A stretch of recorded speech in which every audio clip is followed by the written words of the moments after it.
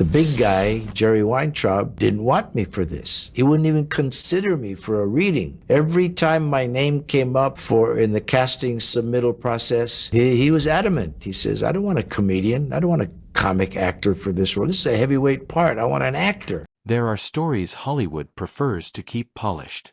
Stories shaped into clean narratives of triumph and talent, where the right man gets the right role at the right time, and everything unfolds the way it was always supposed to. The story of Pat Morita and the Karate Kid is not that story.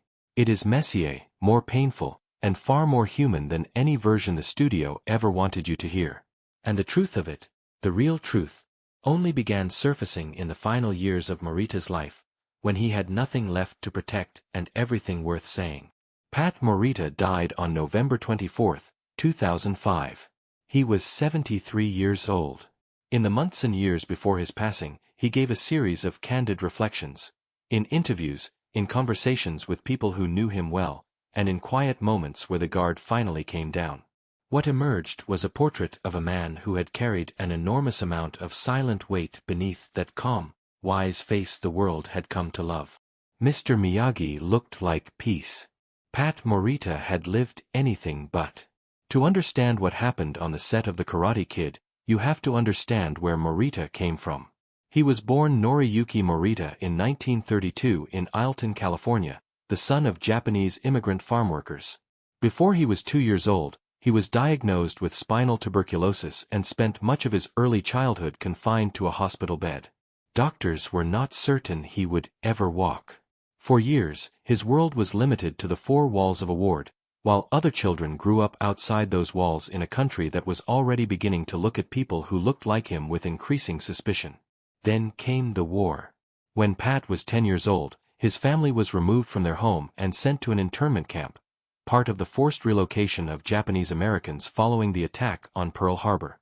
He had only recently been discharged from the hospital, finally able to walk, finally beginning to experience something resembling a normal childhood, when the government stripped that away. His family lost nearly everything. The psychological wound of that experience never fully closed. Morita rarely spoke about it at length during his working years, but those who knew him well understood that the internment shaped him in ways that went beyond memory. It became a lens through which he saw the world, a reminder that belonging could be revoked at any moment, that acceptance was never guaranteed. It was this history, largely invisible to Hollywood, that Morita eventually poured into Mr. Miyagi. The character's most devastating scene, the one where a drunk Miyagi weeps over the loss of his wife and child while he was imprisoned in an internment camp during World War II, was not simply an acting exercise for Morita. It was autobiography dressed in fiction. He had lived the emotional truth of that scene long before anyone wrote it on a page. And yet, getting the chance to perform it at all was very nearly impossible. When the casting process for The Karate Kid began in the early 1980s, Pat Morita was not a name that commanded rooms. He had gained recognition through his recurring role on Happy Days and through years of stand-up comedy, but in the hierarchy of Hollywood, he was considered a light entertainer. Funny, likable, safe, not serious, not weighty. When his name was floated during casting discussions, the reaction from producer Jerry Weintraub was immediate and dismissive. Weintraub was a powerful man in the industry, connected, confident, and accustomed to having his instincts go unchallenged. He did not want a comedian for this role. He wanted someone who could carry grief without telegraphing it, someone who could make audiences feel wisdom rather than simply hear it. In his mind, Pat Morita was the wrong man entirely. What Morita confirmed in his later years was that this rejection cut deeply, not because he expected special treatment, but because he understood exactly why it was happening. He had spent decades being seen as a performer rather than an actor, as a face that made people smile rather than a presence that made them think. The entertainment industry had placed him in a box early on, and that box had followed him from audition to audition for years. The Karate Kid felt, to him, like the last real chance to break out of it. When Weintraub shut the door, Morita felt it in a way that was difficult to articulate at the time. What saved him was director John Avildsen's quiet stubbornness. Avildsen, who had directed Rocky and understood the mechanics of an underdog story better than almost anyone working in Hollywood at that time, refused to let the casting process become a closed decision. He believed that the film's success depended entirely on authenticity, on finding actors who brought something genuine and irreplaceable to their roles.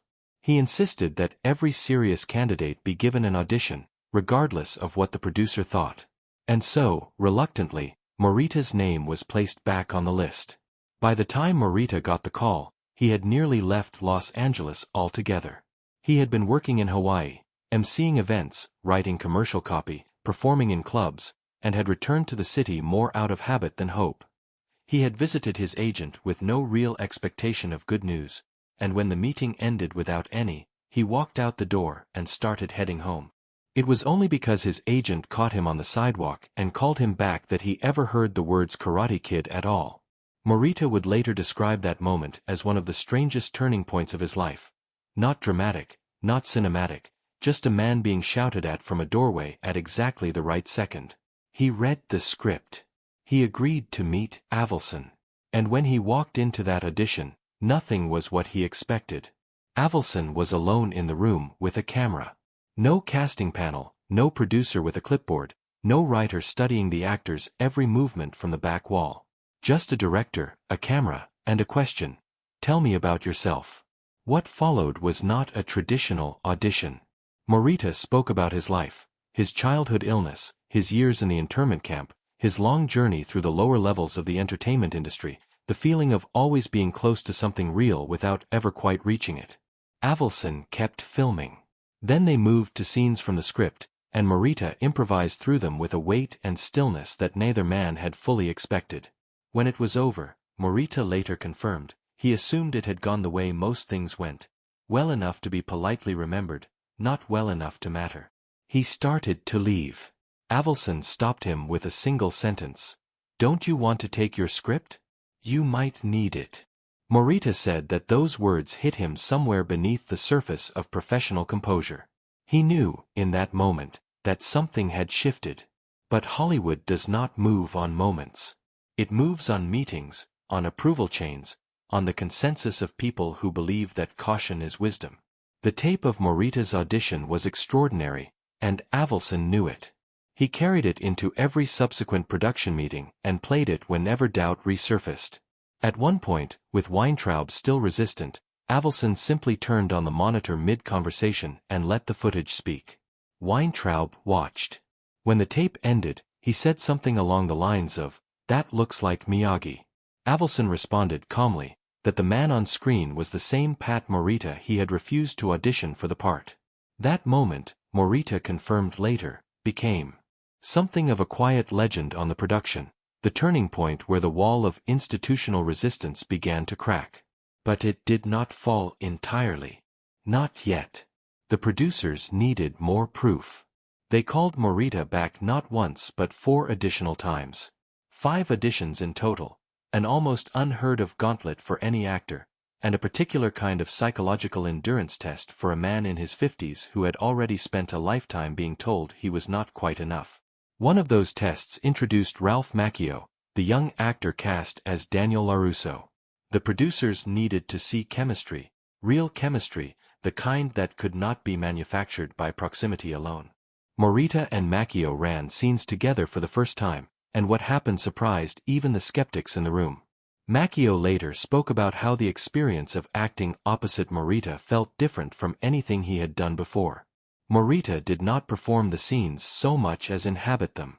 He listened with his whole body. He responded to Macchio's nervous energy with a stillness that somehow made the younger actor feel steadier. The mentor-student dynamic was not written into their interaction. It emerged from it, organically, as though Miyagi and Daniel already existed and the actors were simply finding them. When Morita was finally cast, confirmed by a phone call from Weintraub himself, who told him he had nearly made the worst mistake of his life, he felt something complicated. There was pride, certainly. There was relief. But Morita confirmed in later interviews that there was also a kind of quiet anger, not loud enough to poison the moment, but present. He had been made to fight for a role that anyone watching that first audition tape could see he was born to play. He had been measured against a reputation rather than a performance for weeks. The victory was real, but it carried the fingerprints of everything that had nearly prevented it. On set, Morita threw himself into the work with an intensity that the crew noticed from the first week. The drunk Miyagi scene, in which the character breaks down while drunkenly celebrating his wedding anniversary, alone, because his wife and unborn child died while he was serving in the United States Army during World War II, the same war that imprisoned his family back home, was a scene Morita had pushed to keep in the film. Studio executives were nervous about it. They worried that showing Miyagi in that state would undercut the character's authority, would make audiences laugh at him instead of with him. Morita argued the opposite. He argued that without that scene, Miyagi was a symbol rather than a person. He needed to be broken before he could be whole. He needed to carry something the audience could feel, not just see. He was right. The night they filmed that scene, the set went completely silent when Morita finished. Cast and crew alike stood without speaking. Macchio would later say it was one of the most powerful things he had ever witnessed as an actor. A man putting something genuinely private on screen and daring the camera to look away. It did not look away. Neither did audiences. That scene became one of the most emotionally resonant moments in the entire film, and Morita received an Academy Award nomination for Best Supporting Actor. The first nomination of his career, coming in his 50s, after decades of work. But Morita also confirmed something else in his later years, something that rarely makes it into the celebratory retellings of the Karate Kid's success.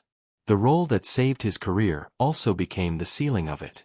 After Miyagi, casting directors saw him differently, but not necessarily more broadly. They saw Miyagi. They wanted Miyagi-adjacent roles, wise, soft-spoken, ethnically specific parts that echoed what he had already done.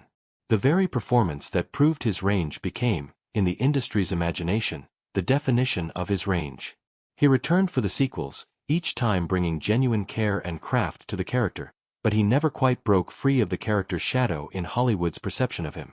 He was philosophical about this in his later years rather than bitter. He acknowledged that Miyagi had given him more than any single role had a right to give: financial stability, cultural legacy, the respect of his peers, and the love of audiences who had grown up watching him teach a kid from New Jersey how to find dignity in difficult circumstances. He also acknowledged that the character had cost him something harder to name.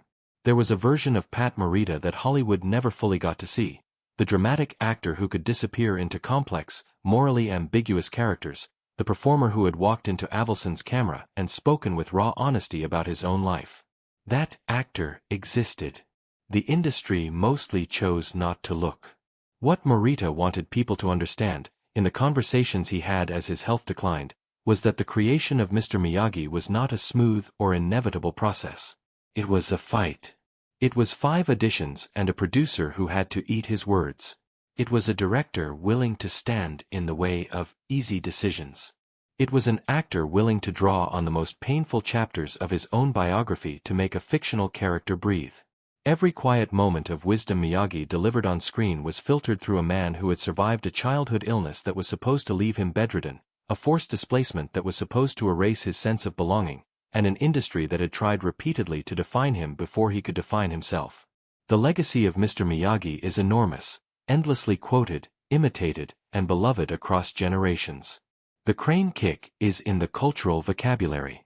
Wax on, wax off is understood by people who have never seen the film. The image of a small, steady man guiding a frightened boy through his fear has been absorbed into the emotional architecture of an entire era of American cinema. But Pat Morita, before he left, wanted the record to reflect what that image actually cost to build. It cost doubt endured. It cost rejection survived. It cost private pain placed in public light. It cost a man being seen, finally, not as what the industry had decided he was, but as what he had always known himself to be. An actor.